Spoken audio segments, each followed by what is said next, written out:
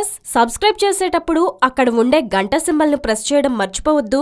పవన్ కళ్యాణ్ జనసేన పార్టీపై వైసీపీ అధినేత జగన్మోహన్ రెడ్డి సంచలన వ్యాఖ్యలు చేశారు. జనసేన పార్టీతో గానీ పవన్ కళ్యాణ్తో గానీ వైసీపీకి వచ్చే నష్టం ఏమీ లేదని జగన్ చెప్పుకొచ్చారు. ప్రభుత్వ వ్యతిరేక ఓటు వైసీపీకి పడకుండా పవన్ కళ్యాణ్ అడ్డుపడుతున్నారనేది కేవలం అపోహ మాత్రమేనని తెలిపారు. 2014 ఎన్నికల్లో టీడీపీకి వైసీపీ మధ్య 5 లక్షల ఓట్లే తేడా అని చెప్పారు.